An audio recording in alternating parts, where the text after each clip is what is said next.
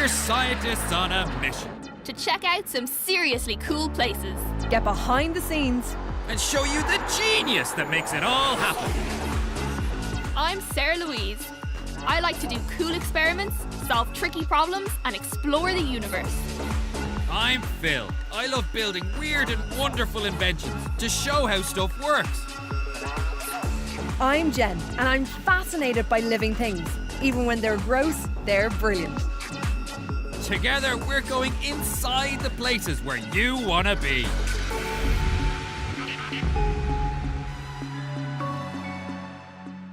This time, we're inside the wonderful world of animation.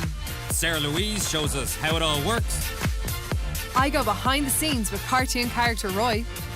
And Phil and I make movies of our own.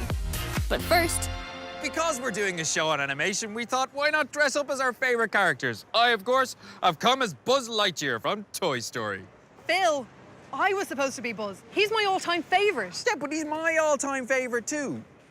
Can we not both be Buzz? Look, I'm just really excited because we're about to head into the Irish premiere of the latest animated blockbuster, To Infinity and Beyond. To the cinema and beyond.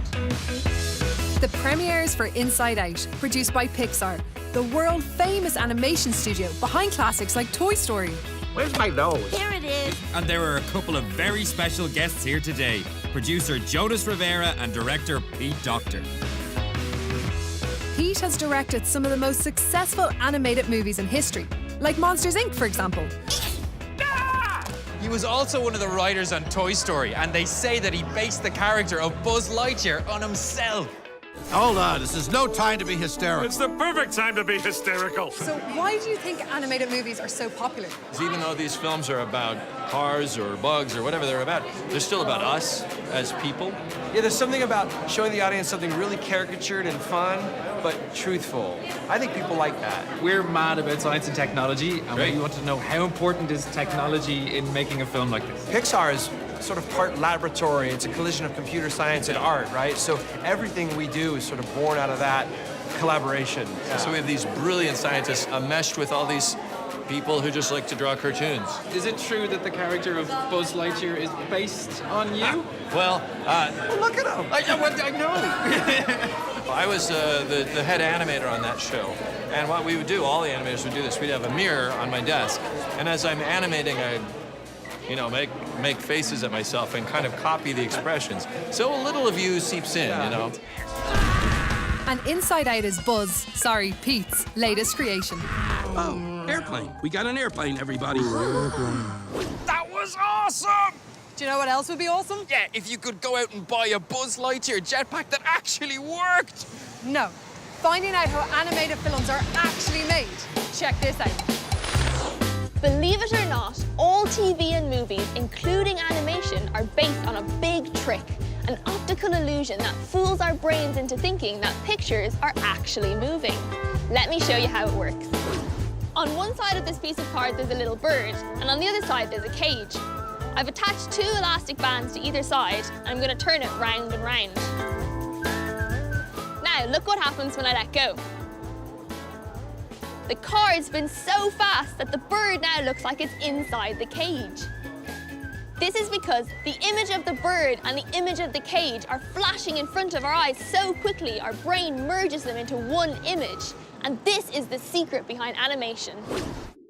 Animation flashes loads and loads of pictures in front of our eyes, fooling our brain into thinking that the pictures are actually moving. So, just how fast do these images have to flash? To answer that, I'm going to use a super-sized flipbook that I've created through the magic of television. Here you can see images of a matchstick man in different positions, and they're changing at a rate of 1 every second. So he certainly doesn't look like he's moving. Let's speed it up a bit. This is 2 images per second. Still very jerky.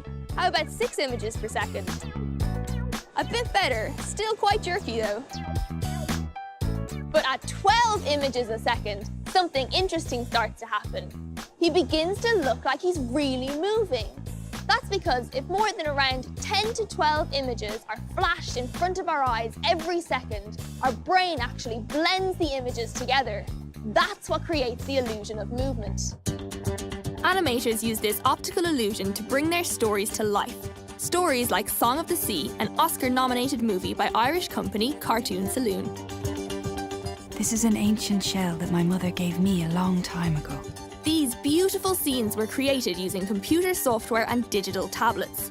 But it wasn't always done this way. Meet Fabian. He's one of the head animators here at Cartoon Saloon.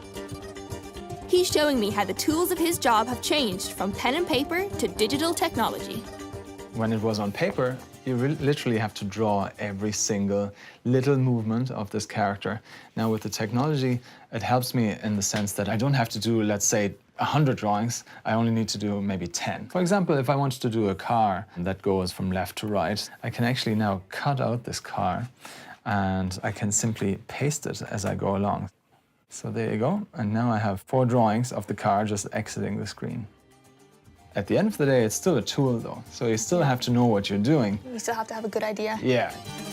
On Song of the Sea, Fabian was animation director. He's showing me how this tablet was used to make it. In this scene, Ben, the main character, takes something away from his sister. He takes a shell away that's very precious to him. And you draw it first with a very crude sketch like this. So then you build it up from there and you have a bit more detail and then you bring it to the sort of movement level, really. And this is how it looks. So I'm going to play that with the sound that we had recorded. Mum gave it to me, not you. So you record the voices before you actually draw the animation? Yeah, that's right. And then once you have that, then I can listen to this as an animator and I can imagine, okay, this is how the character looks like when he makes that particular mouth movement. Mum gave it to me, not you. So cool. You can see it's still very sort of sketchy. Then you start over and you clean up all of this. Mum gave it to me, not you. And so the final stage then is when you have all these other backgrounds elements are added and the colored stuff and the texture. And that's how this looks. Mum gave it to me, not you. It's incredible to think that you have to do all these steps for every second of the whole film. Yeah, and believe it or not, but there's 1,168 different scenes in this movie in particular. Wow. So yeah, it takes a long time. Animation isn't always created from drawings. This is an animated film called Macropolis. It was made using models which were photographed, then moved, then photographed again until eventually they came to life. It's called stop motion. We're in Hollywood County Down to find out how to make stop-motion animation of our very own. Macropolis was produced by animation studio Flickerpix. This is the Flickerpix head animator, Johnny. He's a stop-motion wizard. So, Johnny, what's so special about stop-motion animation? It's amazing because the actual models that we animate are physical things, whereas like the likes of all the recent kind of Hollywood 3D animated films, it's all done on the computer. So they're not real objects, you know. Shortly, we'll be having a go. But first, Johnny's taking us through some stop-motion basics with Kat, one of the stars of Macropolis. The arms, legs and tail are made from wire and modelling clay, which makes them easy to move.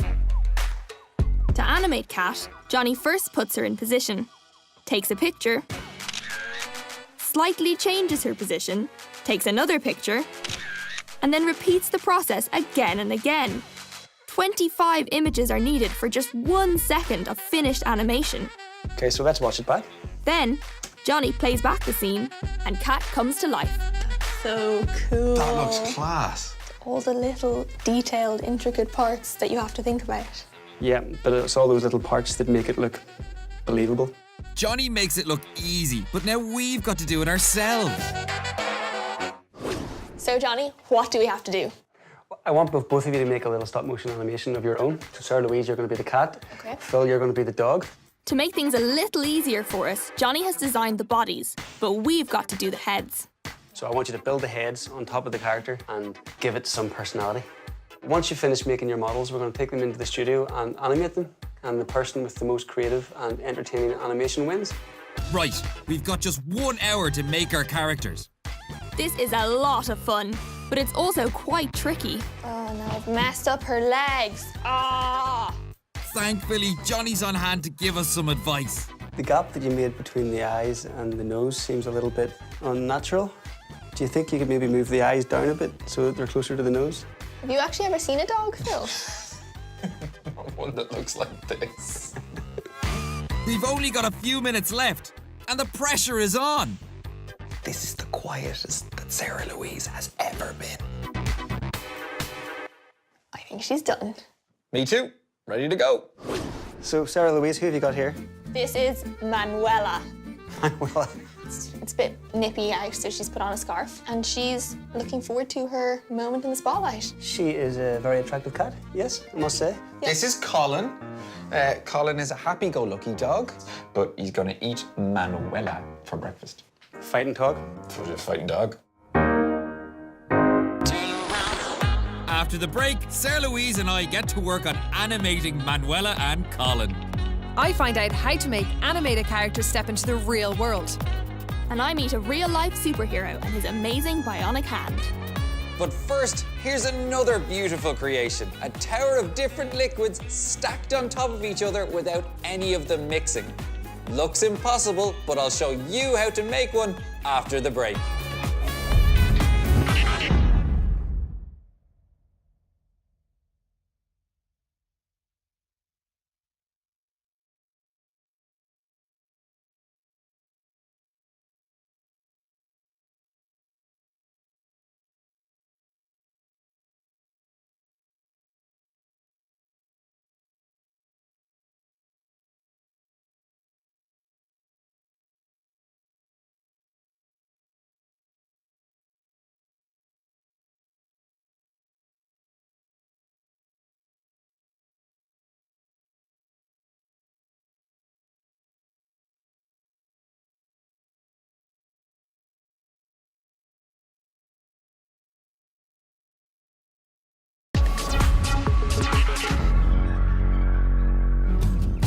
We're inside the world of animation. Coming up, more from our Insiders Challenge. Behind the scenes at a Roy shoot. And a real-life bionic hand. But first... Before the break, I told you I'd show you how to make one of these. Here's how. Here I have honey, some golden syrup with a little bit of red food coloring, blue washing up liquid, water with a little bit of green food dye, vegetable oil, some liquid paraffin, and some surgical spirits with a hint of red food coloring. Now, I've measured 100 milliliters of each of these liquids, and I'm going to start with the honey. I have to pour it in very slowly and gently to make sure I don't get any on the sides, so it goes down right to the bottom. Next is the golden syrup. Next, blue washing up liquid. Now the water with a little bit of green food coloring, but I'm going to pour it down the sides of the glass so it doesn't splash and bubble up too much. Oil next. Now, the liquid paraffin. Last but not least, surgical spirits with a hint of red. So how come each of these liquids is staying beautifully separate, each one creating its own colourful band? It's because even though I've measured out the same amount of each, they all have different weights. The heavier or more dense liquids stay at the bottom, while the lighter or less dense ones sit at the top. So all of the liquids stack on top of each other until I've created a 7-story density tower. We're learning the art of stop motion with animation guru Johnny Schumann. So far, we've created our very own characters. Now we're going head-to-head to see who can do the better job of bringing them to life. Right, I'm up for this, and so's Colin. What about you, Sarah Louise? You feline confident? Colin can take a walk, because Manuela's got this licked. Let's do this. Okay, guys, I want you to bring your character into the frame, run along to about halfway, look to the camera, give it a wink or a smile or whatever you want to do. Okay. And then I want you to run against the wall and splat into the wall. So, Phil, if you work here, Sarah Louise, I've got exactly the same setup for you next door. You've both got an hour and a half to do it. Best of luck. Okay, I'm trying to remember what Johnny showed us earlier, but that's easier said than done. And I'm struggling to work out where all her legs should be in one go. So I think they walk like on one side, both legs will go forward and both will go back. I'm not positive. I've decided to use a little bit of maths. So I'm trying to get Colin to look like he's falling, and I'm counting the number of bricks along the wall that he falls, so he falls at exactly the right rate. Luckily for us, Johnny's here to help. Normally, if she's stationary now, all her feet would be planted in the ground, where her foot is kind of pointing up into the air a bit. So I should fix that. Maybe try and get that planted. It might look more then that the weight is distributed evenly around all the feet. Looks good. I see the difference. Yeah. I'm trying to get Colin to turn, but I could also use a bit of advice. If I was to turn my head around, I would turn slow, and then it gets faster, and then it slows down again. Oh. Okay, so how do I do that with this? I go... So you move it a small amount, and then you move it a bigger amount, and then you move it an even bigger amount, and then you move it less, and then less again. Okay. Now, using wireframes and plasticine is one way to create objects from scratch, but there is another, as Sarah Louise recently found out. This is one of the most exciting new technologies of recent times. It's called 3D printing. The list of things that can be made by 3D printers is almost endless. Toys, jewelry, even food. One seriously cool use of 3D printers is now changing the lives of some very important people, and I'm about to meet one of them. This is Josh. He's 11 years old and he lives in Port Arlington, County Laois. Josh was born without fingers on one hand, but he now has a cool new hand, a 3D printed one. I'm here to find out more about it. So tell me about your hand. How does it work? When I bend my wrist, there's these elastics and they help me close my fingers. So is it more helpful when you're riding your bike than it was before? Yeah, because without the hand, my hand used to just slip off the bike and I couldn't really get a grip. But now with it, I can get a better grip and hold on to the bar. Cool, and then you can cycle faster and longer. Yeah. Brilliant. Josh's amazing hand was made at the Institute of Technology, Tala. Stephen Dignam is a bit of a legend. He uses a 3D printer to make prosthetic hands for kids. So Stephen, why 3D print them? A hand that's kind of given to them, we say in June, mightn't fit anymore, we say like come Christmas time, and it's really, really easy to print one up as their body changes. Okay, so as the kid grows really quick, you just print bigger pieces to match their growing arm? Yeah, basically they can kind of go, the mum can just ring and say, right, he's grown out of that arm, can we have another one? And we kind of go, well, yeah, okay. And as it happens, Josh is growing out of his hand. So his mum Annette is taking photos and measurements, which she then sends to Stephen so that he can get to work on a new version. They are the designers. They tell me what they want, they tell me what colour they want, and I just make it according to their needs. So what happens then? I mean, you have this beautiful, great design on your computer, but how do you turn it into a real hand? Once we're actually finished and I'm happy that this hand is actually going to fit, we send it to another piece of software, just ready to be sent to the 3D printer. Josh's new hand is ready to be printed. First, plastic thread is fed into the machine. The plastic is then heated up, which makes it melt. Next, the melted plastic is pushed out through a nozzle. The piece is then gradually built up layer after layer until it's eventually complete. This is one of the main parts for Josh's new hand. When all the parts are printed, it's ready to be assembled. And Stephen's asked for my help with that job. So if you just want to put the pin just in through there. Okay. So this is Josh's actual new hand. This is the new hand that Josh asked for, yeah, gold, orange and black. Brilliant. Just a few days later, after all the parts were carefully assembled, Josh received his new hand. I've come back to get the verdict. Brilliant, looks great. What do you think? I think it's great. Yeah? And what do you think of the colours and stuff? I noticed it's a little bit like your bike. Yeah, I got the hand to match the bike. Brilliant.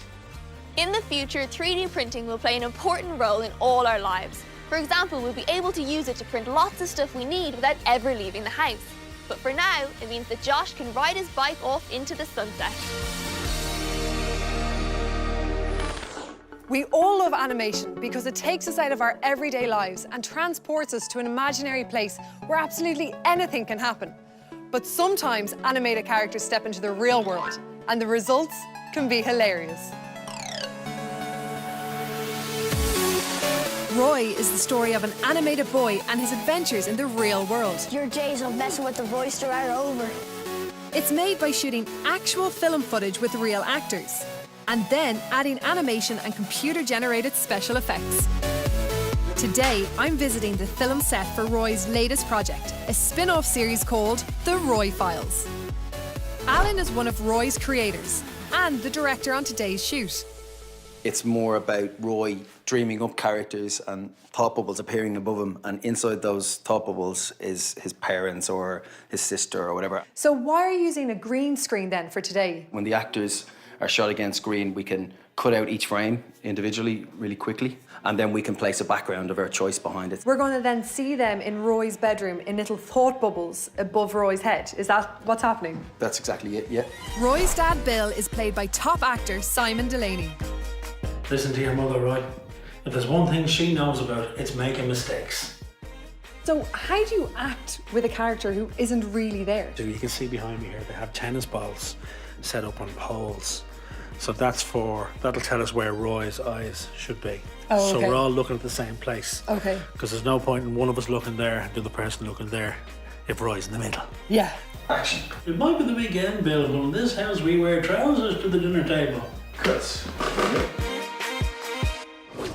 When the filming is done, all the footage comes here, the headquarters of Jam Media. This is Rafa. He's the animation director on The Roy Files. Rafa's showing me how a scene is put together. First, he takes the green out of those green screen shots. Next, he shrinks Simon down so that he fits into one of Roy's thought bubbles. So now you can use anything you want as a background for him. Any background? Anything. So, Rafa adds a new background. There's Roy's dad in the thought bubble with the background. Yeah. And last but not least, the star of the show himself. Oh, so there's Roy thinking about his dad. That looks amazing. Yeah. I'm not only thinking, they're actually talking to each other. Oh, can I see them talk to each other? Yeah. Would whatever you're saying mean I have to stop reading this paper? No. Do that. When we saw him record on the green screen, he was actually talking to a tennis ball. Now you can actually see how important that was because it looks like he's talking to Roy. The life and thoughts of Roy O'Brien. What I love most about Roy is that the show is so funny, you actually forget you're watching an animated character in amongst all those real people. And that's only possible thanks to a whole lot of genius going on in the background. Meanwhile, behind the scenes in the Insiders Animation Challenge, Phil and I are hard at work. So Johnny, I'm at a really critical point. I'm about to have Manuela run into the wall. What kind of things should I be thinking about just as I'm doing that? So you've got to think about what would happen if an object is moving at speed and hits something that's stationary. Okay. And what about if instead of making her like splat against the wall, if I wanted to just like concertina her into the wall? What about if she runs through the wall? Oh You yeah, could that'd be try good. that. Could I do that where I make like just parts of her body disappear? Exactly, yeah. I'm trying to figure out how to animate my grand finale. So how would I do a splat on the wall? I'd be like, We'll take parts away from the front of Colin and add parts of plasticine to the wall at the same time. Yeah, no, it's fine. Yeah. So eventually what we'll have is Colin all smushed against the wall, cut up into little bits. So the next bit I have to do is cut off Colin's nose. I'm sorry. Johnny gave us 90 minutes to produce our animation, and time's running out. 30 seconds to go. 3, 2, 1, stop. It's time for the result. Okay, so I'll play Phil's first. Yeah, yeah.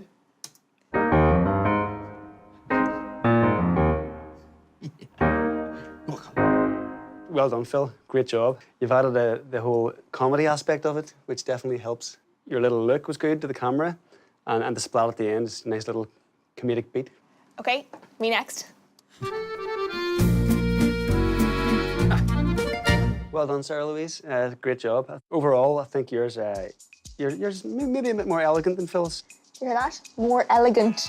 So, who's the winner then? Oh, this is a really hard decision. I think both of you did a great job considering it was your first time ever animating, so hats off to both of you.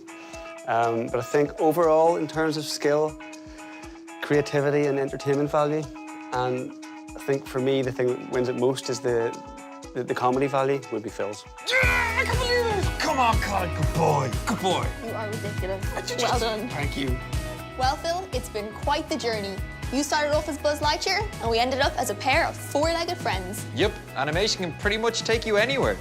Next time, we're taking you to a tropical island. But it's not like any island you've ever seen before. There'll be water slides, balloons, and much, much more. Okay, Colin, how about you and me sniff a few lampposts? Anyway, as animated legend Bugs Bunny would say, that's all, folks.